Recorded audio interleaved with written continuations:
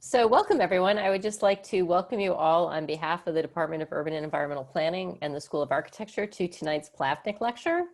Just a quick word about Mr. Plavnik. This lectureship was established in 2003 by Joan Plavnik Kame in memory of Robert L. Plavnik, and he was one of our original faculty members in the Department of Urban and Environmental Planning back when we had a program in Northern Virginia and the greater Washington, D.C.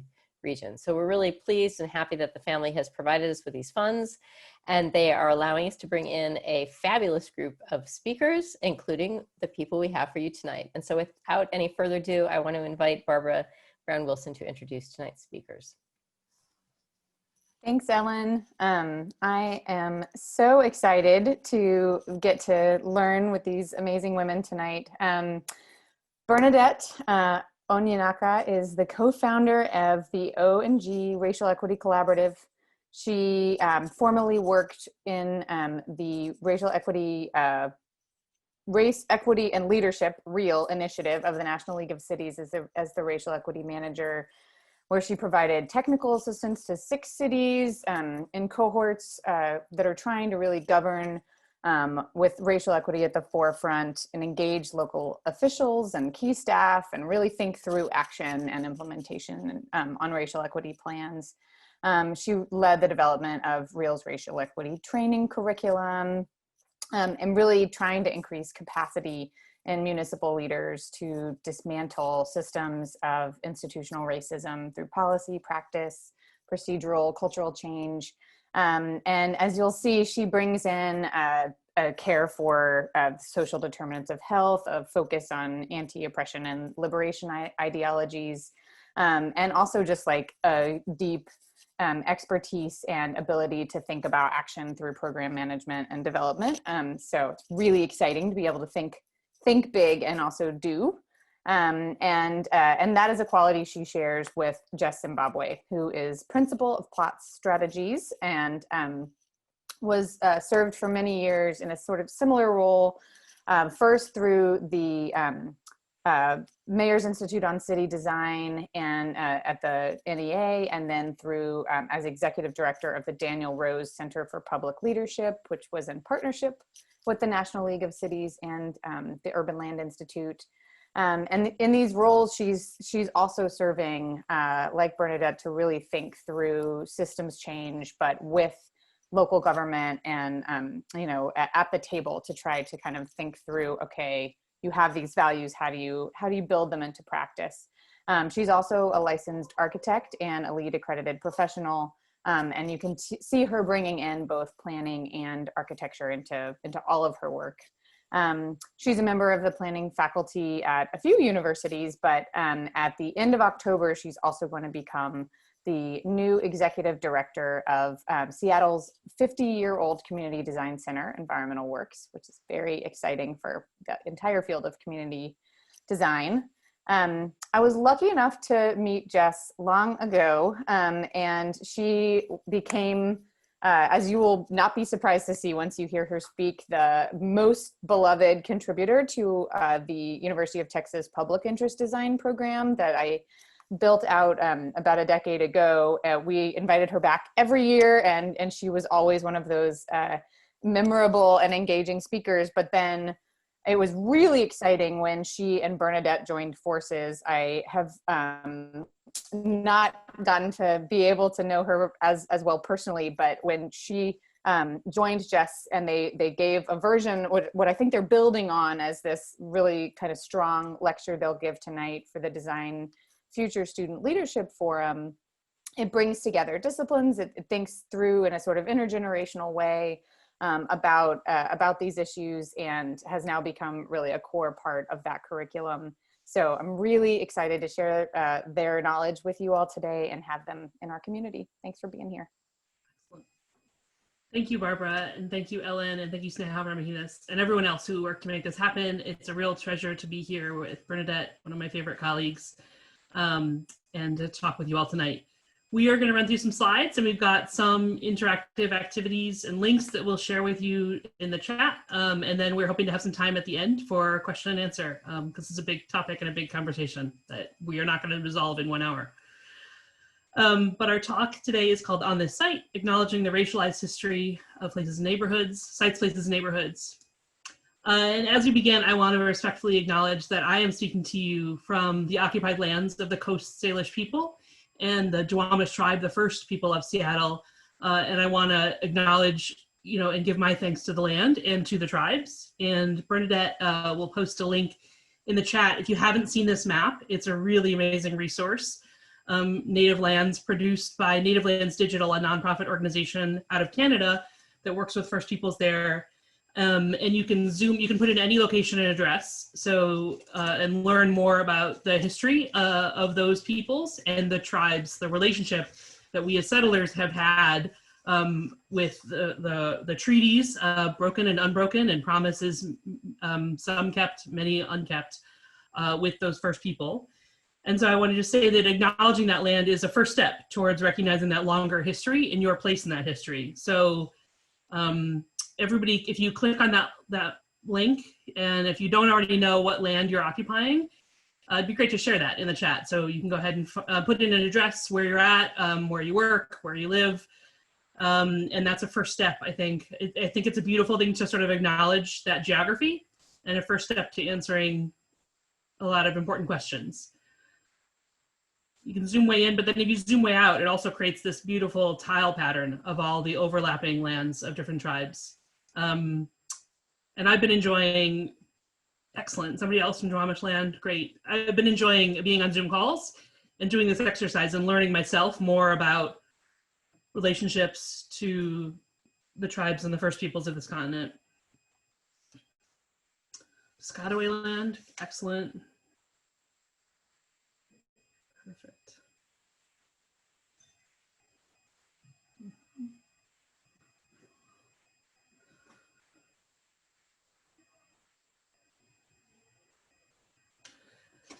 A couple of questions that the Duwamish tribe here in Seattle asks you to consider too is to think about what are some of the privileges that settlers enjoy because of colonialism on this continent, and what might I be doing that perpetuates a colonial version of a future rather than considering alternative ways forward.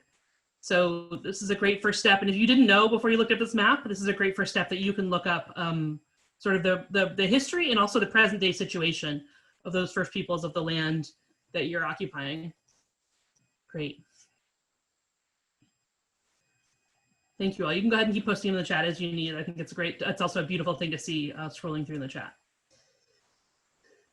So we're going to talk tonight about who has designed and served. And I'm going to present a little bit of a run through of a couple of perspectives of the way that the design professions have been implicated in a particular trajectory that our country has taken with relationship to racializing places and sites and neighborhoods. And then Bernadette will talk a little bit about some tools that we can use to sort of unpack that and figure out what next steps in our role as designers and folks in related professions could be. So this first photograph is of a gentleman on the right there, George McLaurin, in 1948 at the all-white University of Oklahoma. George McLaurin applied to study for an education degree. The university was all white, so he was originally denied his application to study. And he sued and appealed. And based on then a Supreme Court decision, he was allowed to enroll at the all-white University of Oklahoma.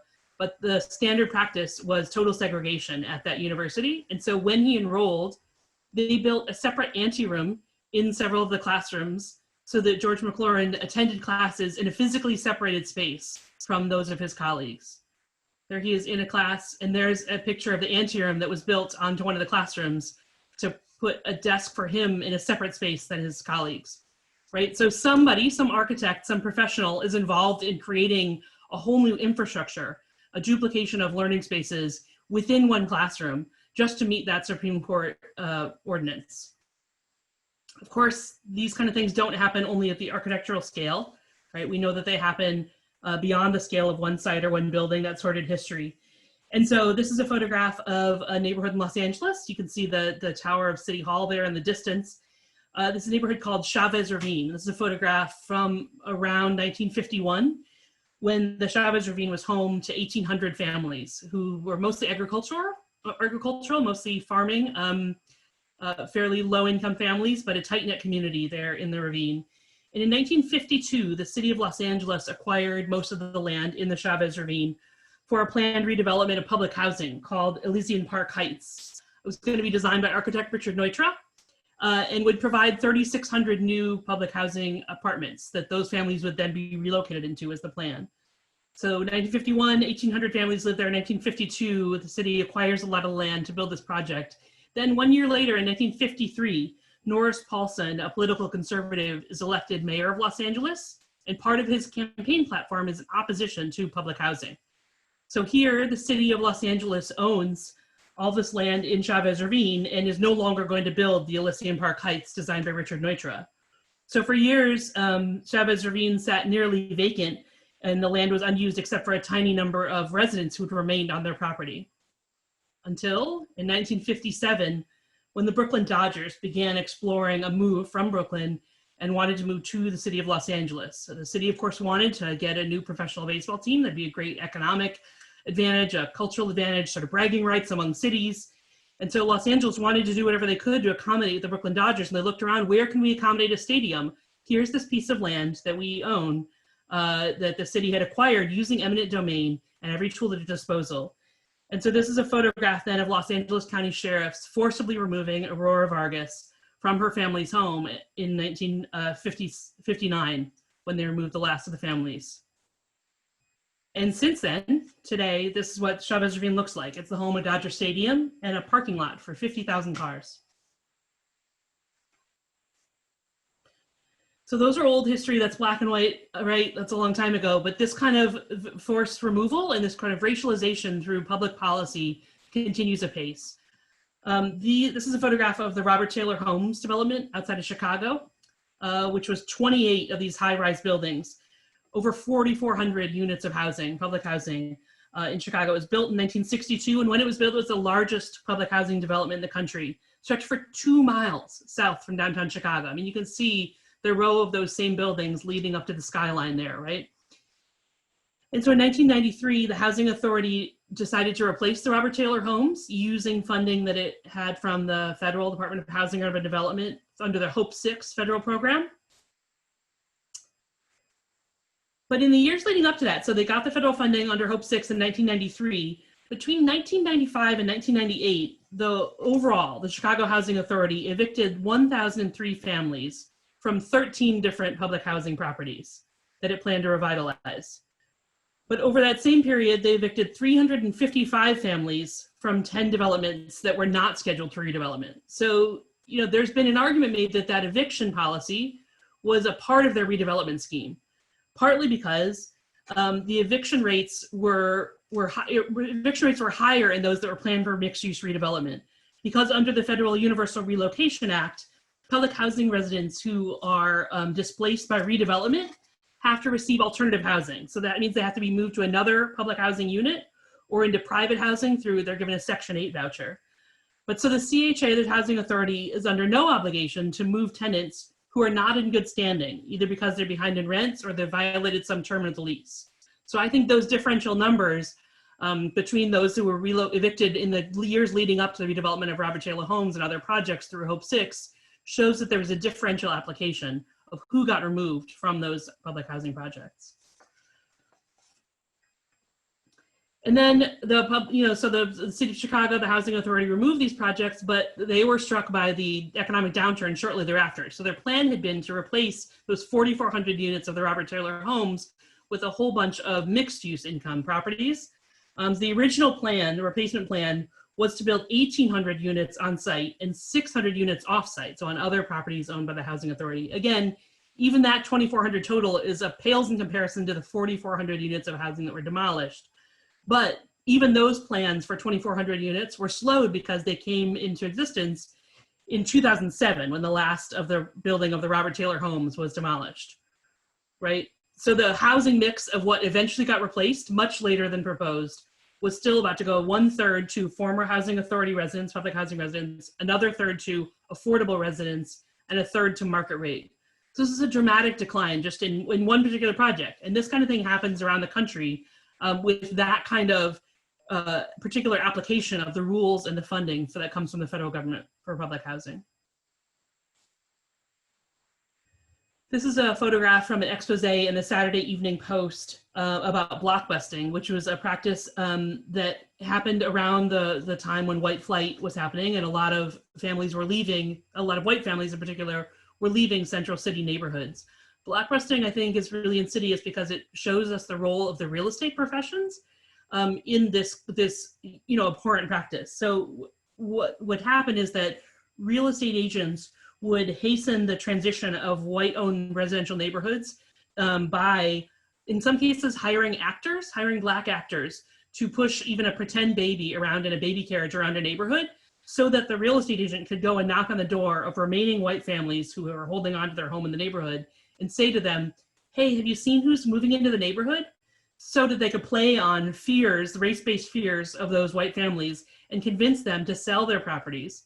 And the real estate agent really sort of benefited in two ways, because they often convinced families to sell at a bargain basement price of the property, and then they turned around and sold that price at a markup to a Black family who was eager to move into a neighborhood that was considered high amenity that had previously been closed to them. So, this is an old newspaper article and in some ways an old habit, but we see this kind of thing persisting into the present day. Just last year, there was a federal lawsuit about Facebook for the way they were targeting housing advertisements, right? Here's an example of the sting operation that they did, where they were, the investigators were posting different advertisements for housing, and then they saw how easily Facebook allowed them to target them and used its target audiences to particularly exclude certain races and categories of people. So what they found is that, shown in the chart here at the bottom, that if they used words like luxury in either purchase or rental property, that the fraction of white users in the audience that Facebook would return to them was much higher. And if they used words like cheap or affordable, that the fraction of audience that Facebook is using returned a much lower percentage audience of white. In addition to that kind of direct discrimination, there's another layer of discrimination that's added by the way that we finance housing in this country, and through mortgage discrimination is also quite rampant. This chart is from the last recession, showing you the different color lines here show the different types of mortgage that are most likely offered to different income groups, and the color lines represent different race groups. And the axis on the left then is the percentage of subprime mortgages that were given to each of those groups. So what you see here is in 2006, at the height of the previous real estate boom, right before the last recession, Black and Hispanic families who were earning more than $200,000 a year were still more likely on average to be given a subprime loan than a white family making less than $30,000 a year, right? So here we are as architecture, planning, design, housing, community development professionals, and this is the scheme that's used on a national basis to finance the products of our work, right? So I think we have to think about this kind of context. Even if we're not mortgage professionals, we have to think about what this means and what our role is in that. It continues apace. This chart is from a 2018 report by Andre Perry of the Brookings Institution that shows through the prism of the real estate market and home ownership in Black neighborhoods, there's a cost of racial bias, right?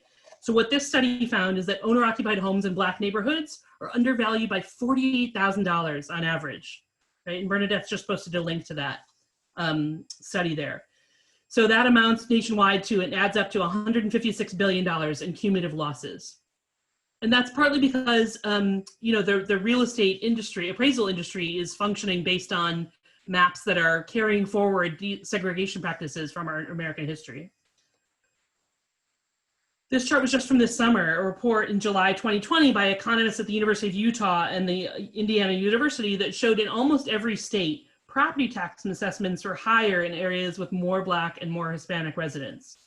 So what we're seeing here is that Black and brown families are paying for a higher percentage, they're paying a higher share for those public services through their property tax assessments. At the same time, they're not accumulating the same wealth as white families, as we saw in the previous slide in the Brookings study, right? So it's like a double whammy. In all of these maps, all these contemporary practices carry forward at least a couple of different moments in our history. You are likely to be familiar with a map like this, if you don't know this exact one.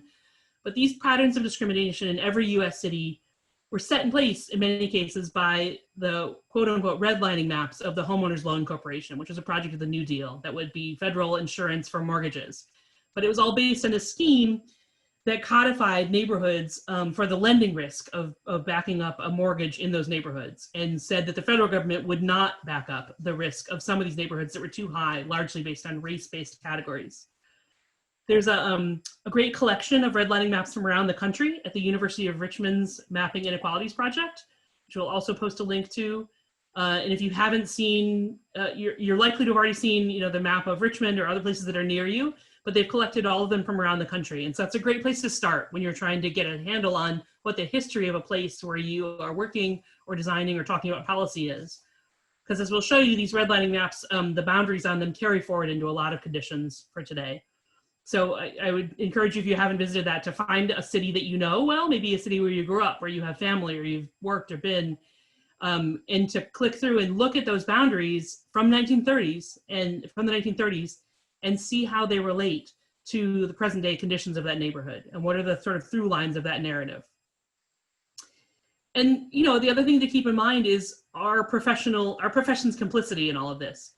These maps were made by the Homeowners Loan Corporation out of Washington. But those bureaucrats in Washington were only able to assemble these maps because they had intel come into them from local government, bankers, the real estate and planning professions in each of those cities, who helped them understand what the different conditions on the ground were in each of these neighborhoods. Oh, and the question in the chat, has anyone found a redlining map of Charlottesville? I don't think there is one. At that time, I think the Homeowners Loan Corporation only produced them of the sort of larger cities, and so I don't think there was one of Charlottesville.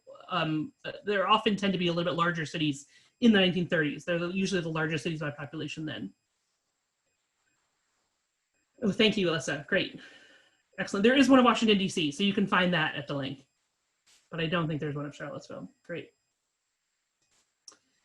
And the other through line that carries forward from today is that of racial covenants, right, which were privately adopted systems of excluding who was allowed to buy or sell homes or rent homes in certain neighborhoods.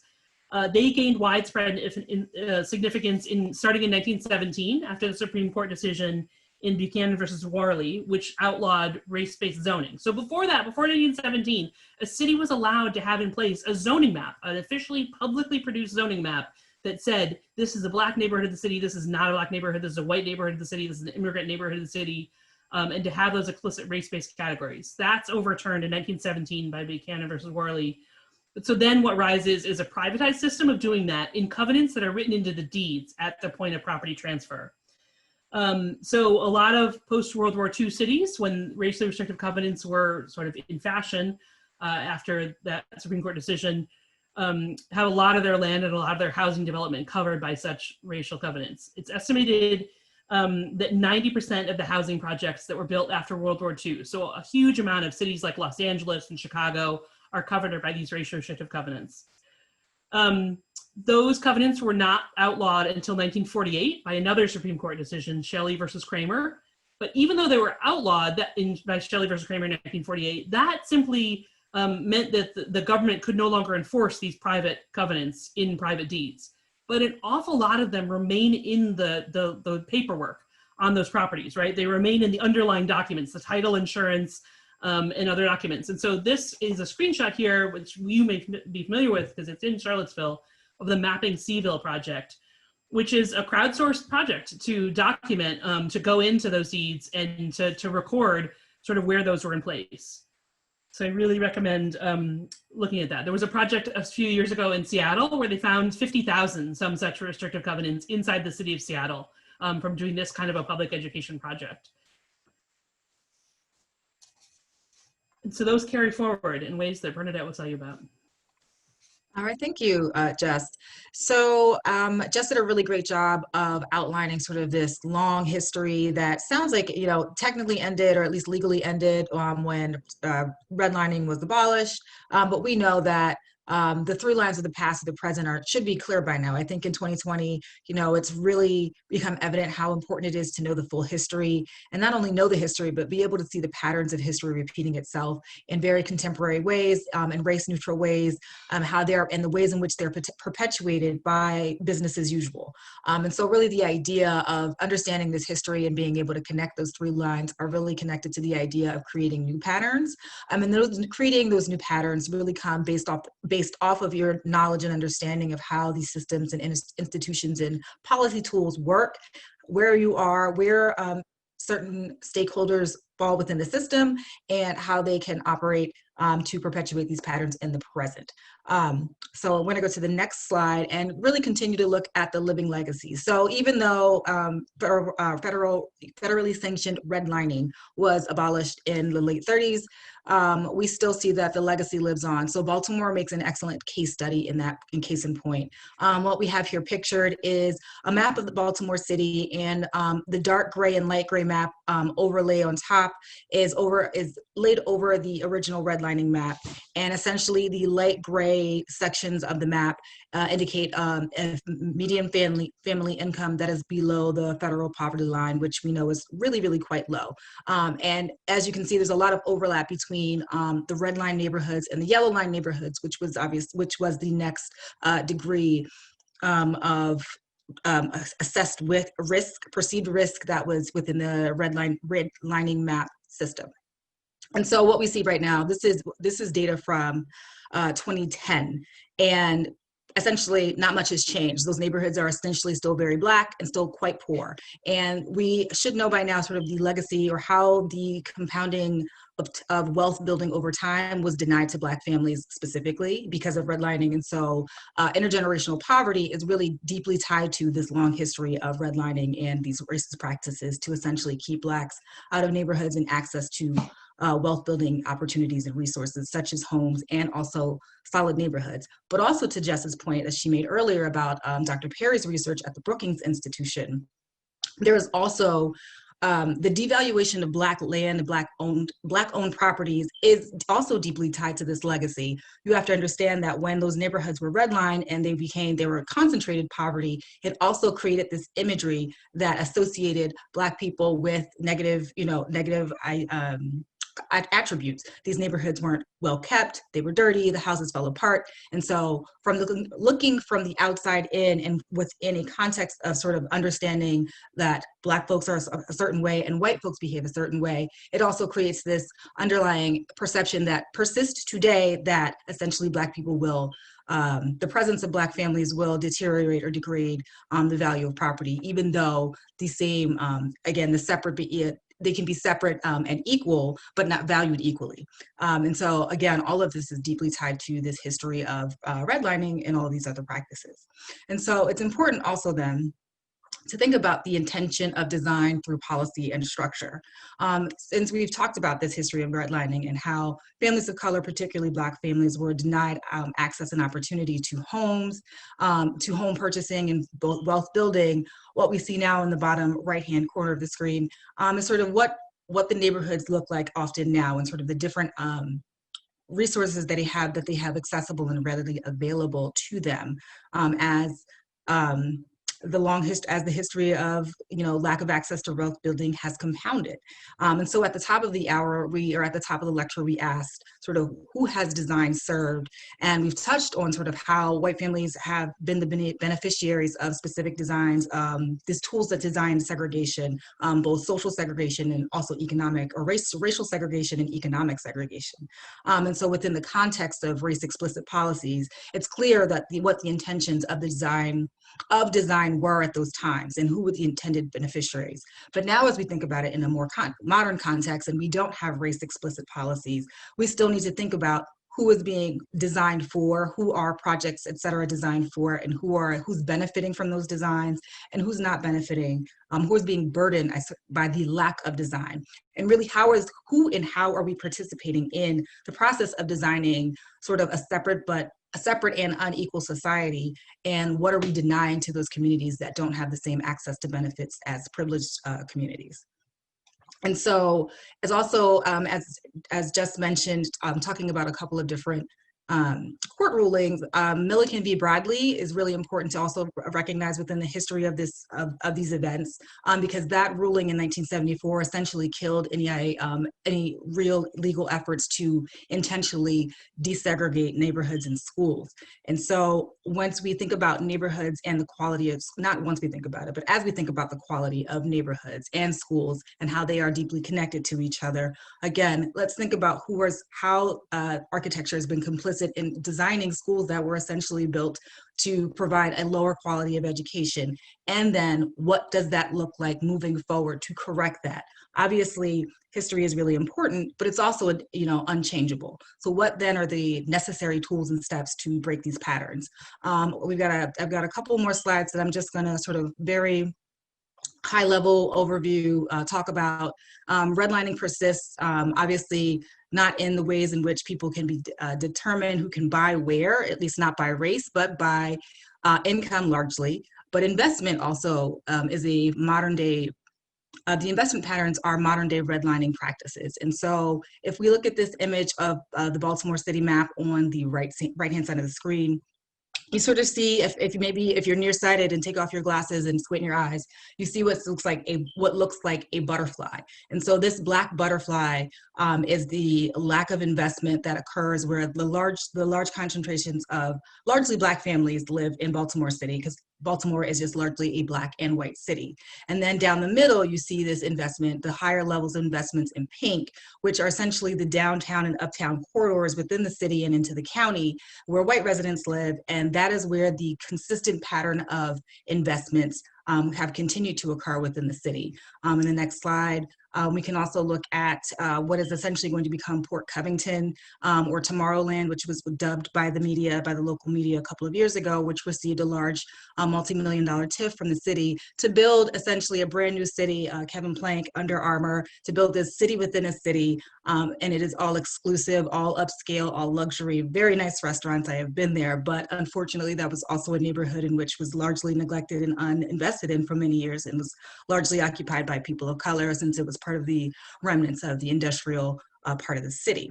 And so now the city is essentially giving away millions of dollars of public money for private industry to come in and develop a new city, city within its city for wealthy and affluent families. Again, perpetuating the cycle of concentrating resources and investments in communities that are already advantaged, while leaving the neighborhoods that are very much in need of investments and sort of out of the equation of development.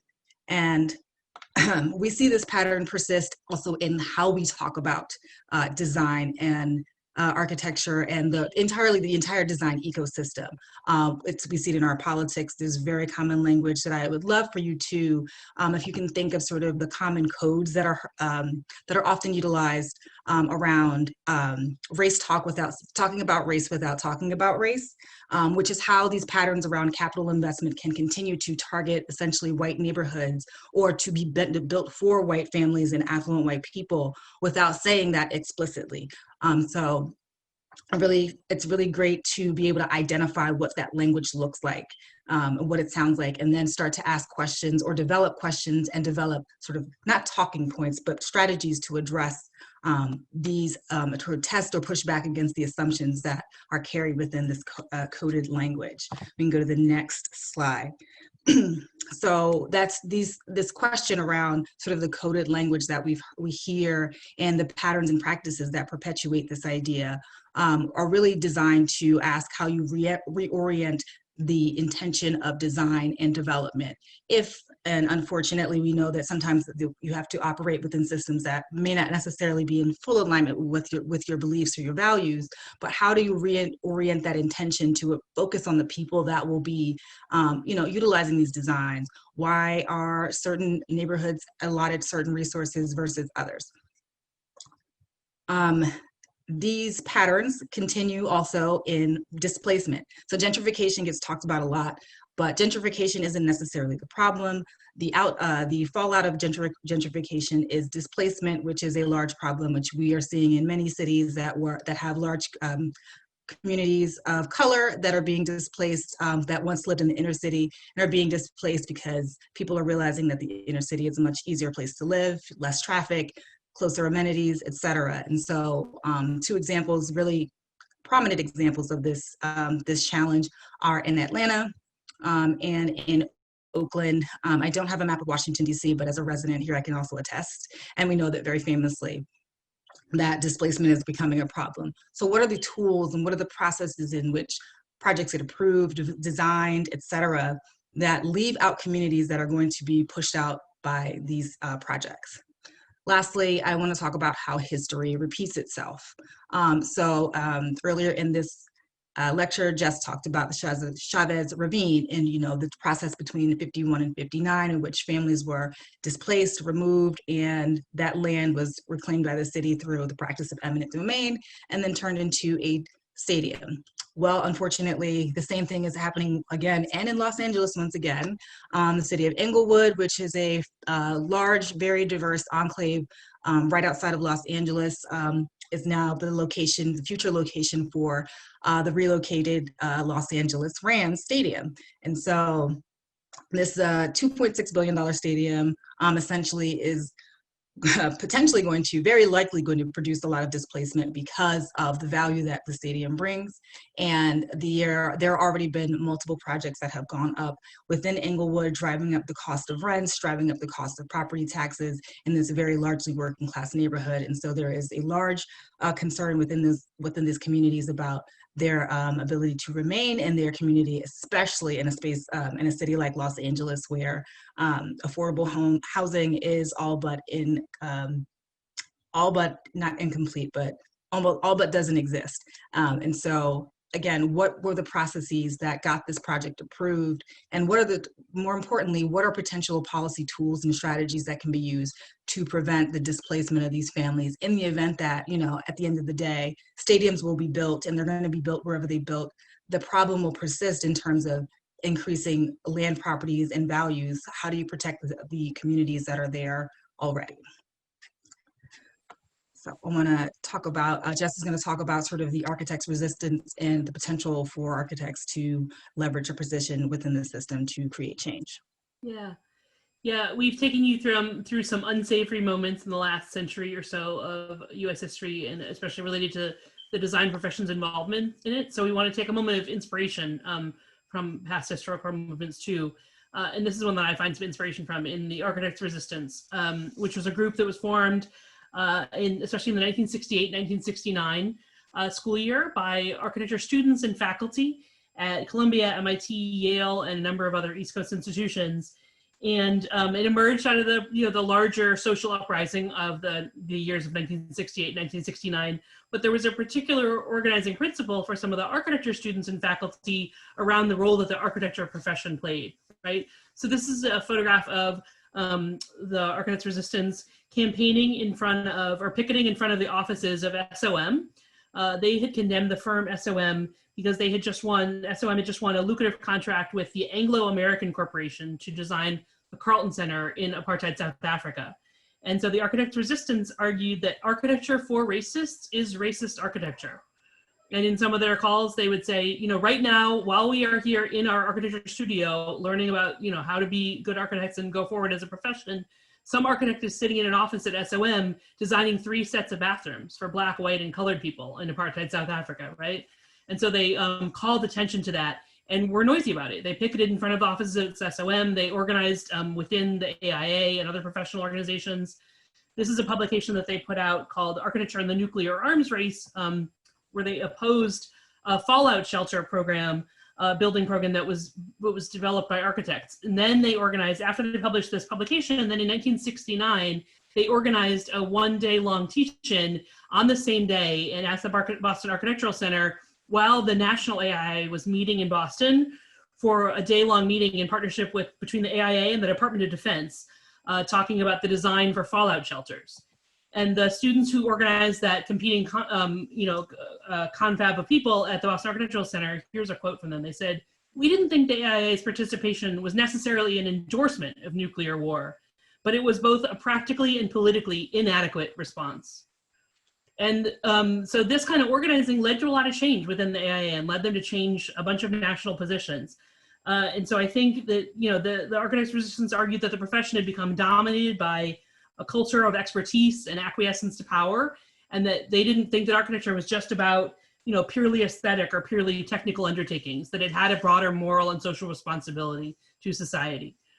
And so that movement is from the 1960s, and these are some of there's great other publications. There's only a handful of them you can find online, but those that are great to look at.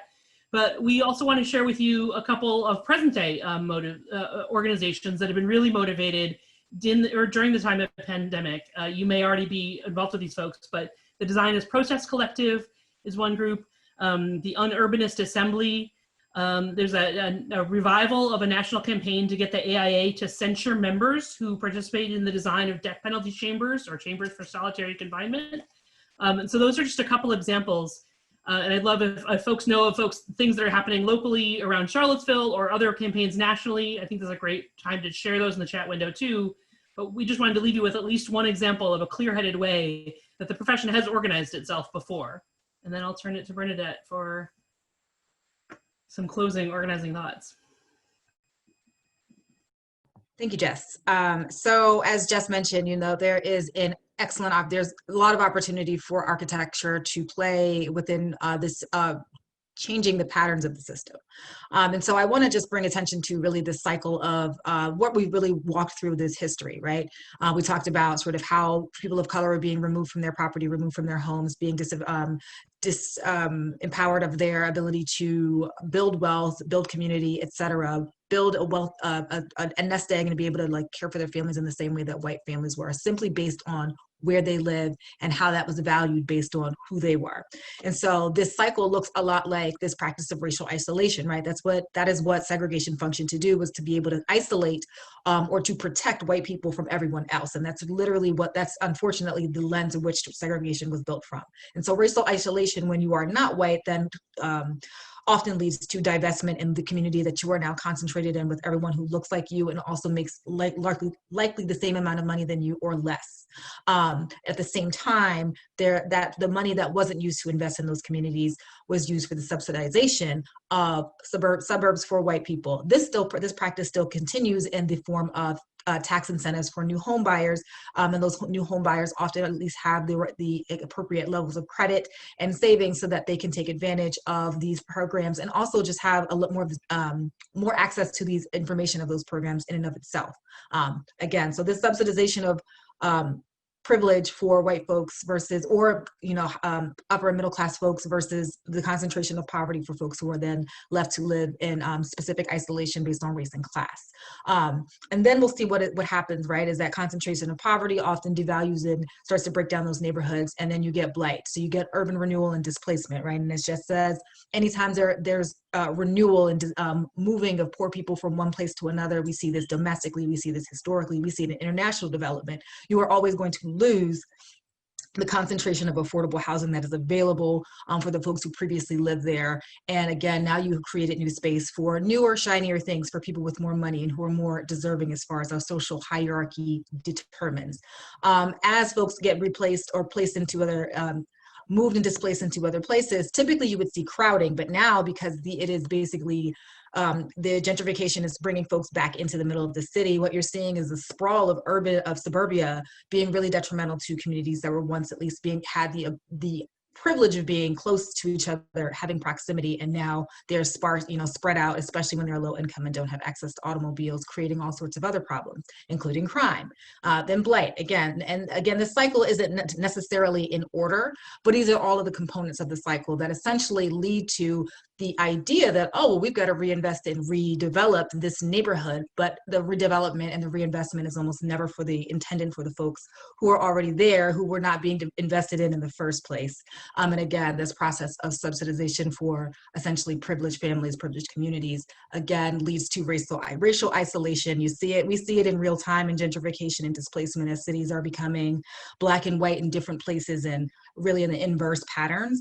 And so it is really important to, again, think about the role of architecture within this system. And so it's the examples that Jess cited earlier around the resistance to building prisons and death chambers and isolation chambers is one space in the system, but how do architects then start to question the system in and of itself? And so we didn't talk about the sort of the larger history or system of white supremacy, but to be clear, that is really what is at play here. And when I say white supremacy, we're not talking about tiki torch bearing white men who unfortunately descended upon Charlottesville just a few years ago, but we're really talking about the idea of America and the fact that we are built upon the idea that 3/5 of a slave was what the slave owners could count so that they could retain their political power within the house. That is what we call normal, and all of that, just the stem of that infects everything that we touch in this nation, everything that we breathe, the air that we breathe, the water that we swim in. And so when we talk about white supremacy, or when I talk about white supremacy, I'm not talking about it in terms of the shark.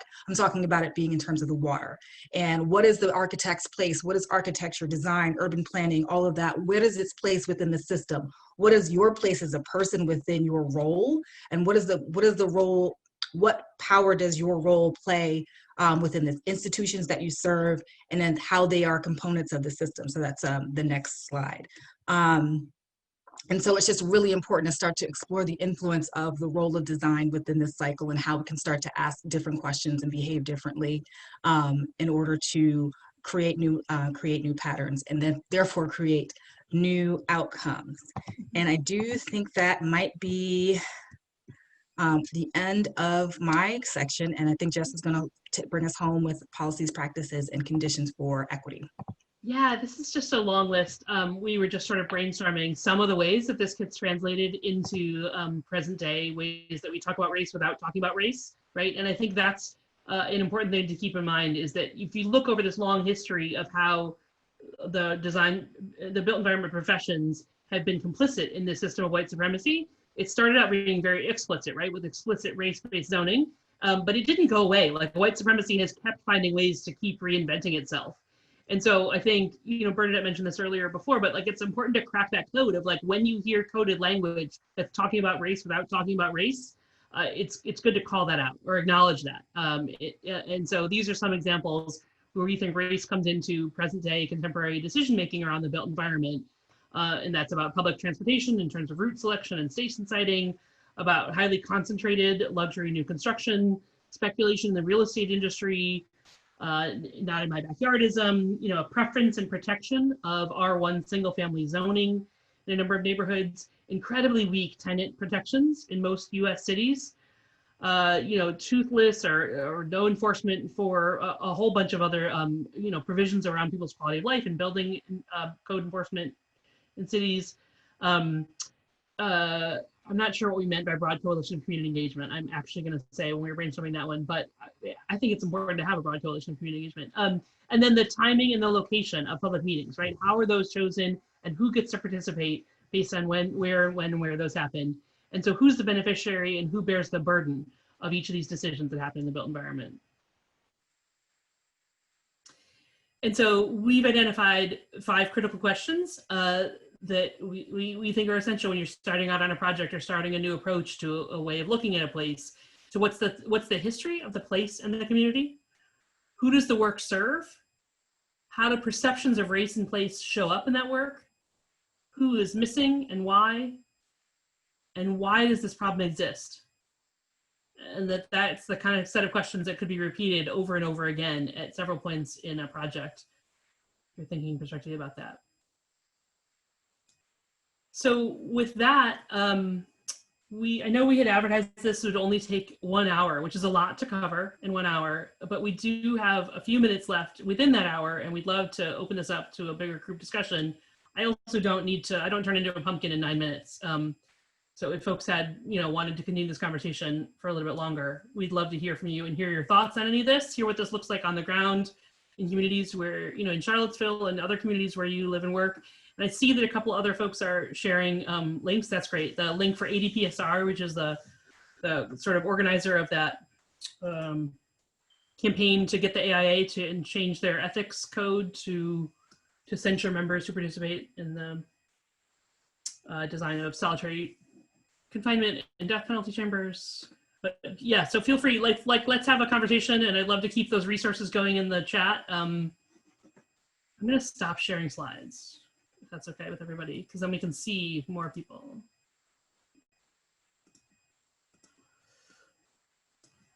Okay.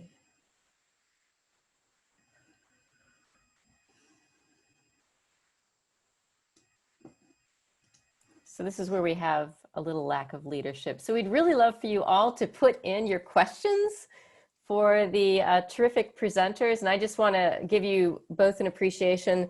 I'm teaching 2 classes this semester. One is our law class and one is affordable housing. And so you nailed Buchanan versus Wiley, Milliken versus Bradley. You know, you just did a whole bunch of stuff. It's eminent domain, but also really the crux about exclusion and affordability. And so I want to just give you my thanks as an instructor for how lovely you were. But questions, everybody, please. I should send a note to my planning and law professor, telling him that 20 years later, I've gotten a compliment. Still remember. Good job. I'm very impressed. So questions from you, and it's a great audience. I've been strolling through to see the students that are present.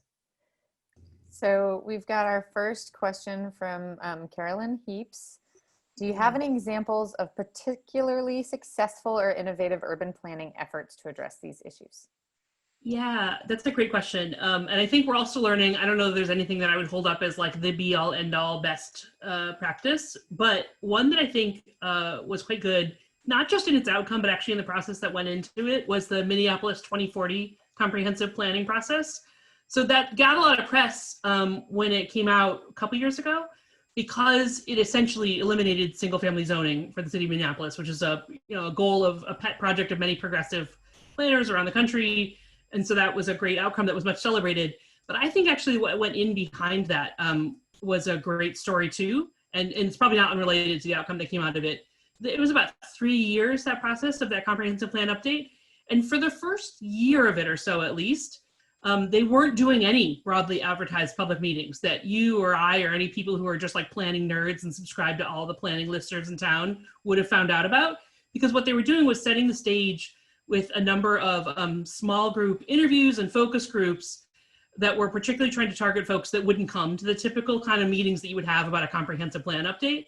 So they would do a focus group, for instance, with Ethiopian business owners in a particular neighborhood and just hear their perspective and what their needs were. And they knew they had done a lot of analysis about who came to meetings, who spoke up at meetings, what kind of comments they got. And they countered that by getting a lot of those perspectives in place and information before they started doing the broadly advertised meetings where, a gymnasium would be full of 200 people who were talking about different zoning categories and had brought a lot of previous knowledge to it. And in that link that Barbara just shared there, I think they have a pretty good description of their process. So that's a great thing to look at. Any other ideas? Anybody else can come up with their other good practices on that too. Thought I could read without my glasses, but that was a joke. Let's see. What is your opinion of racial equity audits, impact statements that King County and Seattle pioneered a few years back? I mean, I think there's nothing wrong with a racial equity impact statement as long as there's follow through. And so I know that Seattle's kind of been on the forefront of racial equity work, but also like understanding that racial equity work is so vast and so complex. I don't want to say that it's so vast and complex that it's impossible to do. I'm saying that I don't know how invested Seattle was as an entity and all of the necessary stakeholders involved, considering sort of the state of still the racial disparities and, expense it is to live there. And the more expensive a city is, it's always going to have these insane racial disparities. But I think that racial equity audits, especially impact statements, can be a really useful first step, especially for communities to be able to hold cities and elected officials accountable. But I think that the question that planners and citizens should be asking is really like, all right, well, this is an impact statement, but then what is the plan? What are you actually planning? How are you actually planning on accomplishing this? And if they can give you that answer really easily, it's probably BS because it's ongoing work. And those plans are always going to be like, not in flux, but it's a complicated process. And so asking about the process also, the plan development is important. City of Minneapolis and St. Paul as well are also really great examples of at least racial equity plans. I'm not even sure if St. Paul has the equity impact statement, but I know that they've been doing some really fantastic work on the equity impact plan. And so looking to that as an example, is a really good place to start. Can bring in a lot of resources and improve the conditions under. I'm going to let you take this question from Vina. Yeah, that's a broad one, Vina. I mean, this probably gets beyond my, I appreciate it, but it probably gets beyond, I mean, you know, when we talk broadly about a public policy, like at a national level, like reparations, I actually think you could almost use those redlining maps as a baseline to have that conversation, right? Like, it's a complicated thing, and sometimes people talk about like, oh, it's too complicated to figure out how to do reparations. But we've got a pretty through line of how our country has defined a lot of these race categories, and because of the result, you know, the research that has been done since then, you know, Dr. Perry's work at Brookings, we know what the outcome's been. We know what the cumulative loss to communities has been because of those policies. So I think cities are doing a lot, and you've seen that a lot of that this summer. There have been some bold commitments. Who knows what's going to actually happen with them in the follow through? There was a bold commitment here in Seattle about a bunch of financing, funding being available and land being given to the Black community, you know, and then it gets held up of like, oh, which groups are we going to give it to? How do we do that implementation? But I think we just got to start throwing everything at it, because look at how much we threw at establishing all the white supremacy that went into our environment. We've got to attack it from a number of different ways. You know, at the local level, at the federal level, we've got a lot of work to do. Jess, will you, I've heard you speak on this before, so I'm giving this question to you, but Bernadette, I would love to hear your thoughts on this as well. Will you add in any knowledge you have about examples of anti-poverty strategies that are working in cities? Yes. I think, I mean, look, it's like, I don't like to talk about the pandemic being any kind of opportunity, right? Because it's awful in so many ways for everyone that it's done. But if we think about what a real recovery program would look like at a national level, you know, there have been a few experiments with like universal basic income in Stockton and other cities that have looked at that. And we've got to figure out ways to you know, give people resources in ways that build a stronger social safety net, right, than we have. We've done everything we could to obliterate a social safety net in housing and in any other way that we give direct human services for the last 50 years as a country. And I think that, you know, if the recovery becomes a way that we figure out how to smooth over some of those differences, and that changes our mindset going forward, I'm all for it. You know, within cities spend an awful lot of money, or when the economy is doing well in a city, cities spend an awful lot of money on sort of economic development, trying to attract the stadiums, the hotels, the convention centers that aren't doing much for most of the existing residents of those cities. There's a big disconnect between what cities are trying to go after in the name of economic development and what the residents of that city actually need. So a lot of the work that some cities are trying to do to bring those two closer together, to connect, you know, so that if you're not just giving, sort of trying to chase the next Amazon HQ2 or the next big potential investment that might come your city's way, you're actually doing the analysis of what kind of investments in transit, placemaking, in our workforce. You know, how do we better need to educate our workforce for the jobs that could be coming our way, or what our future work looks like. I think that's something that cities can do on their own even before, but coming out of this pandemic, I don't see a lot that cities can do short of a real federal recovery, a federal government that takes its role in recovery seriously. You said it. We have another question about business improvement districts, and let's see. Yeah, business improvement districts are interesting. I think they can do a lot of great work, but they are challenging because they're sort of this quasi-governmental role, right? Of like, they're collecting what looks like to many people, depending on how their taxes is assessed, what looks like a tax. And then they don't have the same level of accountability as an elected government, right? Because they're a private nonprofit.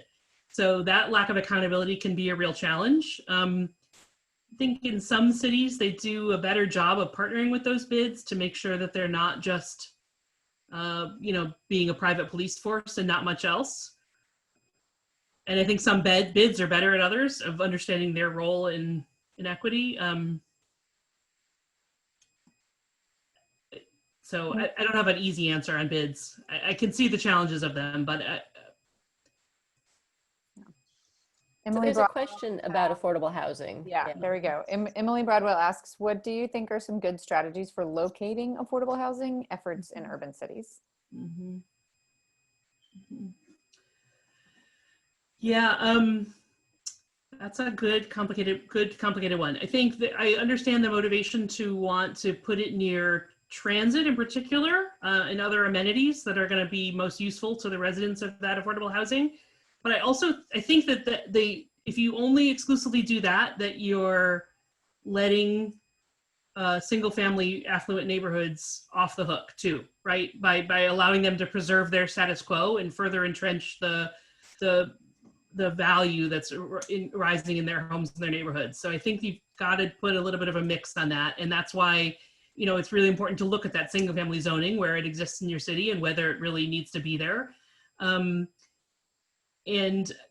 I also think that, in cities where affordable housing location becomes a hot button issue, it can be a good political strategy for a savvy politician to figure out a strategy that meets everywhere. So as an example of that, Muriel Bowser, the mayor of Washington, D.C., a couple years ago when she announced funding for some shelters for homeless families, they found funding for 8 of them. And the first plan was there are 8 wards. So we've got 8 city council wards, each one's getting 1. And so we're going to pick 8 locations where the city had some land available that we think is close enough to transit is going to be a reasonable place. But city councilman from that ward, if you don't like the location we picked, go ahead and pick another one. It's got to be in your ward. You can't just argue that it's, they should all be, all downtown, or our neighborhood, already has too much. That there's something sort of, that was a political strategy on her point. Now, it didn't actually get implemented. A couple of the wards, Bernadette, correct me if I'm wrong, I think a couple of the wards ended up getting out of having their family shelters. Is that right? So that's a lack of follow through. But I liked the initial move. The initial announcement, there was going to be 1 per ward, was laudable. Yeah, sorry. So I'm going to take this question about someone that said imparting the story. Yes, the story is difficult. How do you communicate it? Okay, so the best answer I have for you is to get very, very well versed in understanding the history and the ability to connect through lines from the history that's already happened into the present that is constantly changing, and then just repeat about 1,000,001 times and learn different ways to say it to different people. I say that because I do this professionally, but really that's really part of the work. And I will say, because I do this professionally, you should also be encouraged that you will not be an echo chamber of one. There is an awakening, a larger awareness now of a growing awareness, I should say, of this history, because we can't get away from it. And because if we don't look at it, we are on a precipice of some really scary social change at the point we're at. And so I think a lot of folks now are starting to take stock of that and really look to our history. And to the benefit of, the few times I can give credit to the media, there has been at least a lot more attention being paid in a very real way to these discussions. And so also being able to point people to, resources that are, because it's coming at people from every angle, like Sesame Street had a town hall on CNN. So it's coming. But essentially, yeah, you will sound like a broken record to the point where you're not sure if you're insane or if other people are just dumb, but it's fine. You'll get used to it. And I'm really happy that, in 2020 that as Jess and I, delivered this lecture a couple of times now, we have said, well, we don't really need to spend, 40 minutes or 25 minutes on redlining because it's 2020. And if they don't know about it, and if you don't know about redlining, don't tell anybody, just go ahead and do your learning and keep going. But that's really part of that. And being able to have that conversation going up and down in management, because you might be, especially within your sector or in your project, the only person who really gets it. And so having that conversation over and over in different ways is going to be part of how you get that messaging through. And then if you have the privilege of working for an institution that really has a specific set of values that aligns with that, also making sure that they are publicly talking about it and then also following through on the action. It can't be words and no action. And that action, just know it ahead of time, will be uncomfortable. You will personally be uncomfortable at one point or another if you work at a place that's really trying to commit to equity. And if you're not, then they're not doing it right and you're not growing. Other questions? Let's see. Julie asked a question about tribal partnerships, which is a good one that I don't have a ton of examples of. I do know a couple. I mean, in the West Coast, well, there's a challenge in that a lot of tribes are not particularly urban based. or those the urban tribes are have been so demoralized and diminished in number that in many cities they're not particularly well organized to stand up and demand those rights. So I think cities ought to do better at sort of organizing a way to get their input even when they're not organized. In some cities where I know that the urban tribes have been pretty well organized, in Tucson, the Pasquayaki tribe has done some economic development projects in partnership with the city, and they're very involved in redevelopment conversations with the city of their neighborhood, the neighborhood where the tribe owns a lot of land and has a lot of residents living. And then here in Seattle, there is there's a good acknowledgement of the tribal rights over the waterways, I would say, around Puget Sound in general. So any project that touches the water of Puget Sound has to get tribal sign-off and authority, partly because it affects fishing rights and the economy of the tribes here. But I think I don't have a ton of examples of that. Anybody have better? Yeah, that's a shame too, isn't it? Here we are, not lacking of knowledge. Right, the Cully neighborhood in Portland has had some good strategies along those lines, but it's small. It's not big coalitions. Yeah. And there are there are some advocacy groups here in Seattle. The Chief Seattle Club provides human services and does housing development directly themselves, sometimes in partnership with funding from the city. But I don't know anybody that have been real equal partners, I would say, in a major redevelopment plan. Great. Should we let Martha lead us out with the Winston-Salem question? Yes. That's great. Martha asks, okay. Yep. Yeah. I don't know if, is there, yes, the Interstate Highway Act did horrible things. If you look at, I have an old atlas of the United States, and the index has little figure ground diagrams of the downtowns of every major US city. And it's from like 1951, I think. And I was looking through it and I was like, oh, these all look sort of familiar, but something's a little bit off. And then I realized that it's the figure ground diagram just the moment before the freeway cut in across the downtown or around the side, right? And so it's this moment in time right before the Interstate Highway Act of 1954, which was pushed through in a moment of like national terror that the Russians were going to drop a nuclear bomb on us. And so it was actually, the name of the bill was the Federal Interstate Highway and Defense Act. And the idea was that the highways would allow us to like quickly evacuate the city if we got word that a bomb was heading towards Columbus, which is wild. But so when you have that kind of funding behind it and power behind it, it's easy to imagine how in almost every city it went through the path of least resistance, right? Which is the neighborhood that didn't have well-connected people, members of city council, attorneys, architects, affluent white people living in it. And so in so many US cities, it became, it directly displaced and then drove through the heart of communities of color. Former Secretary of Transportation, Anthony Fox, who was the mayor of Charlotte before that and Secretary of Transportation in the Obama administration, lived very near one of the freeways that went through Southeast Charlotte. And he said, I knew that freeway wasn't for me in my neighborhood. It was for get people through and across my neighborhood from the suburbs into downtown, because they kept saying this project is going to increase access to your neighborhood when it comes through. We're building a highway, but we couldn't get a pizza delivered to our neighborhood, right? So it's like obviously for somebody else to come through. And so it was a huge regional and national power play at the expense of largely Black and brown communities in almost every city. Thank you all so much. It's a testament to how important the subject matter you conveyed is, that people are staying on for another 10 minutes and asking for the recording, which I know I will be really grateful to share as well, because it's just really powerful what you've conveyed. So thanks for your time and your energy. Thank you all.